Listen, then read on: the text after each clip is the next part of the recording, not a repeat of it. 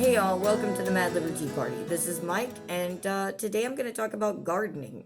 But not in the way that you would think. I'm not talking about going out in the yard and gardening. You see, when I was younger, I was raised on the idea that your life is your garden.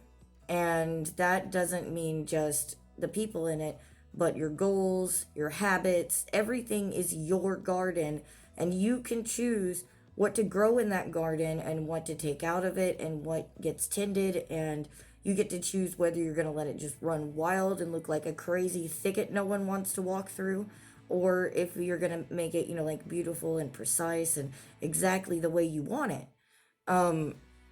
And obviously this thought process evolved with me over time because I used to be much less tolerant. I used to consider the fact that I used to take into heavy consideration the fact that people would judge you by the garden you keep. And it's true, people will judge you by the garden you keep, but if the garden is good for you and you like that garden, then fuck them. Like, I didn't used to be like that. I lost and put a lot of people out of my life just because I wanted my garden to look good. Well, it can look great and be filled with fucking disease. So, you gotta be careful about that shit. And why I bring this up is because these days, not just my friends and acquaintances, but even strangers that I meet online, they don't seem to understand the importance of keeping and tending your garden and making sure that it's the way that you want it. They seem stuck back in my old days in a way, except for the fact that they don't tend to their garden, they just worry about it all the time. And that's not gonna do you any good, really. The reason this is oops, and I got a new microphone, y'all. New stuff. Look at this stuff. It's okay. It's not amazing. But back on track. Anyways, personal boundaries, you have to learn how to create them. Like in your garden, if you don't have those, then any creature or anything else can just come right up in. Water will wash away your good soil. There's nothing to protect your garden if you don't have boundaries. And if you don't value yourself and the garden that you create, then not only will other people not value it, but you will suffer from that. It's self-confidence. If you don't have it, you will hurt. And I really wish that there was a way to tell people how to just magically get that, but there really isn't. We got to just find our own way. And you got to figure out what kind of boundaries you want, where you want to put them, how you maintain them. Because if you don't maintain your boundaries, the push of nature, quote unquote, will eventually erode them. It's okay to let some things in. Some things come in and they help your garden, So you don't want a boundary that keeps everything out. You never want to make a wall that keeps everything out. Some compromises out there when you're setting your boundaries. It's okay to do that, but don't compromise. Make compromises. Don't compromise yourself. And definitely when you're trying to set your own personal value, you need to stop undercutting yourself. There are so many people out there who don't recognize their own value, even with people surrounding them telling them that they're amazing. And it drives Mike crazy. He really wishes that people could see their own value and that they would demand that kind of return, socially and physically. Speaking of, finding value and stuff, I'm going to take a break here to bring up the fact that Mike really values this show and the people who work in it. So if you value the show and the people who work in it, give us a like down below. Make sure to sub. If you're on YouTube watching this, hit that little bell. I hear it works. It seems to work for me, but we'll see. The most important thing that you can do out there for us, though, is share. Make sure to hand this around. Invite yourself and other people into our Discord. Come join the conversation. This is more than a YouTube, this is more than just a YouTube show. We'd really like to actually create a real conversation out there, so get in it with us. And maybe we can find some value in our lives together that we didn't have before. Who knows? We are the sum of our parts. Now, back to the thought at hand. One of the things that just seems to be a really big problem for people out there today is saying no. And it is absolutely necessary that you say no. Saying no sucks. I feel like an asshole when I say no. I don't like to say no to people. It's not fun. People don't like to be told no. But it's necessary evil. You have to be able to say no to defend your boundaries. You have to, if you can't say no to people, they will take what they want. And a lot of times I've noticed that if you let someone take from you, you will, you're emboldening them. And they will not only take more from you next time, but they'll take from others as well. And the others that they take from, they may not be as capable of you as saying no for various reasons. Are you willing to add on to that? You know, it's by taking the easy way out. Because that's what it is. Refusing to say no to people is taking the easy way out. And it's allowing people who don't understand what no means to continue to, you know, just rampage through people's other gardens and shit like that. You don't want to let somebody stomp through your garden. Are you going to let somebody damage and destroy your garden and not warn your neighbors? I mean, or at least try and stop it. I don't know. Maybe you are. Maybe that's the kind of person you are. But I personally would not choose to do that. There's several different kinds of people that you run into when you say no. And that's one of the reasons why it's so awful. Because usually saying no is going to result in one of three things. There's the small group of people who will actually respect you. And even if they disagree with you, they're the kind of people that will try to talk it out with you. Try and make things work. Those people are important. Keep those people. Always keep those people. Well, I mean, unless they have like other fucking things that are horrible about them. Like if they like to beat women or something, don't keep those people. But I mean, if they're decent and they respect your boundaries, you keep those motherfuckers. They're rare. Because a lot of people are all like me-centric these days. And it hurts to be told no. And so they respond in one of the other two ways that I've seen people usually respond. And the first way is to just fucking flat out bail. Well, if you're one of those motherfuckers, I hope you don't think that I'm upset when you do bail if I say no.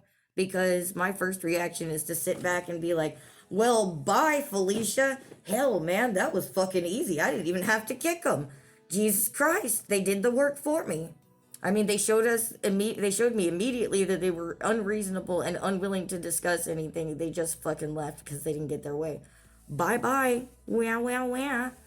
You know, we're better off without you. If you're the kind of person, if you run into the kind of person, or you are the kind of person who will do the other thing, the fight, that's where it gets tricky. And you have to be wily and you have to be strong. Because there's a lot of manipulation that people will use against you these days. The guilt and gaslighting are two of the ones that I see people using the most, which really fucking sucks. When I was younger, I had to deal with that growing up a lot, and so my initial reaction to it is to be obstinately rebellious. Like, when I sense that somebody is trying to guilt me into giving up, giving into, instead of compromising myself, I get very defensive. I don't like it. I don't want them here. You know, I'm not screaming or flipping out or anything. I'm just like, no, you can take that and you can go. Likewise with the gaslighting, you know, I have a mental illness. I suffer from mental illness. I deal with it. I mean, I wouldn't say I suffer. I say I deal with it. I'm a survivor, not a victim. Thank you very much.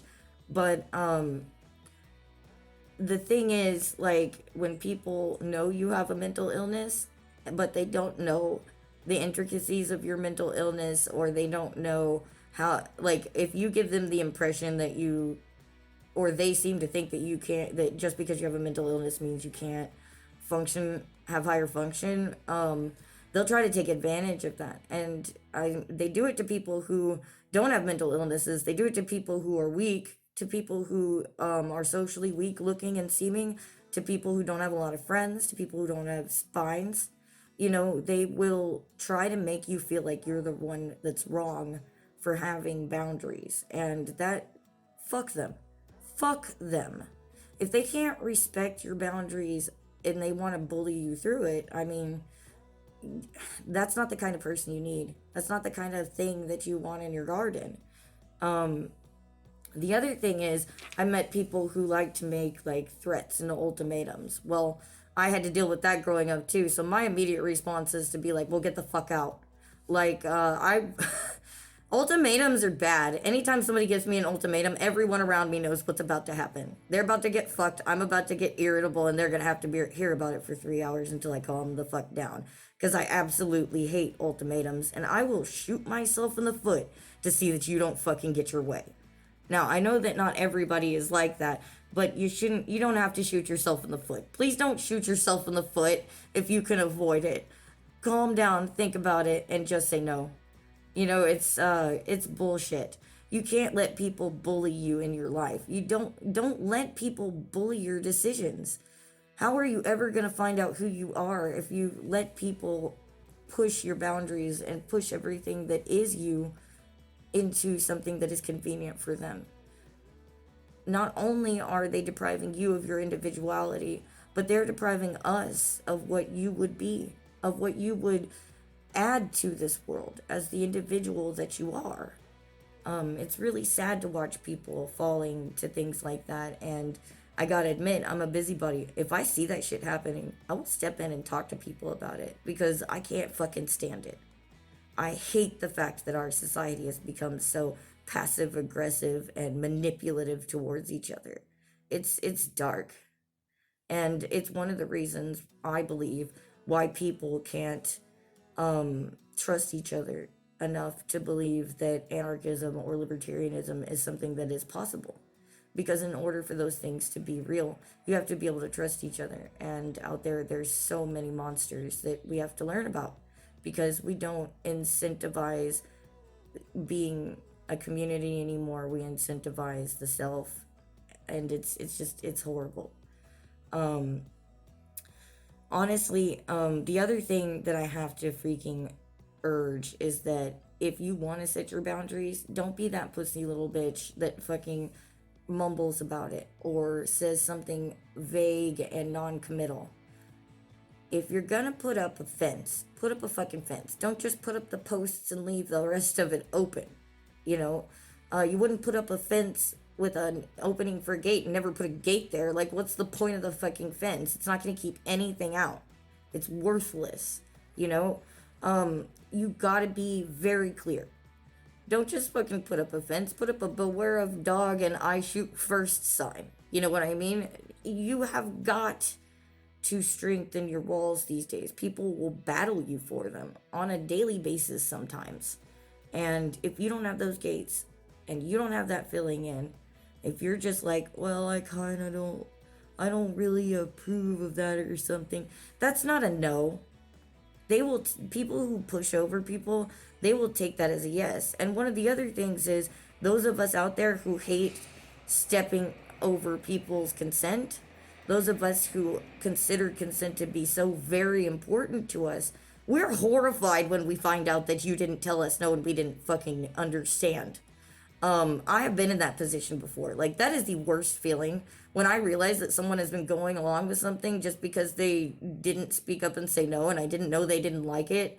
Like, that just ruins my shit. I have to fucking immediately stop and find a way to fucking fix that shit, because, like, it just drives me insane. I can't not accept, like, it's like you're taking away my right to respect your consent. It's fucking weird. I don't know how to, maybe that's a weird way to word that, but it's rough. Like, you can't say something half-assed or nothing at all and expect, or just act different and expect people to know you don't like something. If you don't like something, say, hey, I don't really like that. You don't have to be mean. You just need to be clear. And those of you out there who are just being quiet because you don't want to cause a problem, be aware of the fact that if something bothers you, it probably bothers somebody else. And imagine if a room was filled with people who were trying to be the peacekeeper and not say anything, but the whole room is being bothered by something and it's actually damaging the community or whatever. Well, the next thing you know, because nobody spoke up, it's ruined everything and there's no going back. You've got to speak up. If you see something, say something. You know what I mean? It doesn't have to be about bad things. If something's bothering you, say it. Just don't expect everyone to fall over themselves to make you feel better. You got to be willing to maybe pick up and leave the garden party that you don't like. But you got to be willing to do that. You can't be like a half-assed individual. You either are or you're not. And if you're not, I hope to God that you can find a way to get there, because, being part of the collective is just not all it's fucking cracked up to be. I know from experience. Just trust Uncle Mike here. The way I tend to do when I meet people is I welcome them into my garden. You all get the golden rule when you first meet Mike. And I mean everybody. Everybody gets the golden rule when Mike meets them. Until they fucking prove to me that they're unworthy of the golden rule. Then they go to the silver rule. What's the golden and silver rule, Mike? Oh, well, I mean, yeah, I do have to explain that to people sometimes, so I'll take a segue to explain it. The golden rule is do unto others as you would wish them to do unto you. And that's how I am when I meet everybody. My garden is wide open for people to just walk into, take a seat, have fucking beer, smoke some of my weed even. Come on, just come on in. Everybody get in. But the moment I realize that they don't feel importance and they don't find my, value in my garden, or they, like maybe they're weed, or maybe they brought in some sort of parasite, you get the silver rule. Every fucking leaf you damage, I'm gonna freaking reach out and damage one of your leaves. And that usually means me just shutting you down and pushing you out. And the further you go, the further out you get. I don't like to just be black and white. And you can't live in a black and white way. It's not our nature. And it's not the nature of reality. There are too many grays out there. So be willing to stop, look at yourself, and figure out if you're going too far, because sometimes boundaries can actually be cages. They can protect us, but they can also lock us in. So be willing to take a look at your walls and make sure that they're not blocking some good sun or necessary rain, things of that nature. You've got to have it. Just when you're out there and you're telling no to people, I continuously say, do not negotiate with terrorists. If somebody is willing to try and use manipulation, fear, or anything else against you to get their way, they're being an emotional terrorist at your ass. I mean, I don't like to fucking throw that word around. I'm not trying to get a bill passed or anything, but do not negotiate with fucking terrorists, no matter what form they come in, whether it's your everyday life or you're standing in a mall with a shooting. Do not fucking negotiate with them. They will always fuck you over.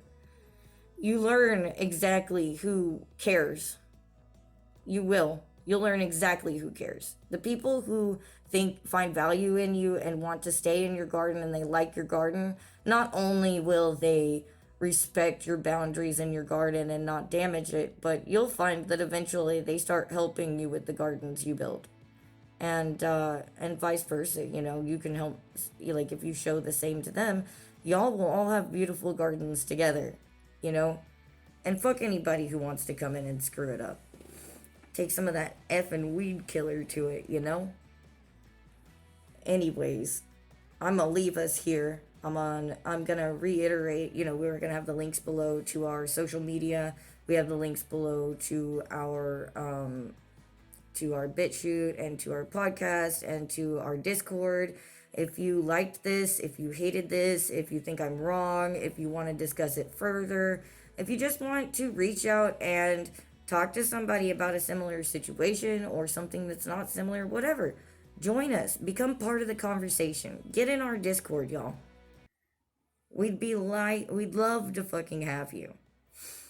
Until then, though, this Mad Liberty Party is adjourned.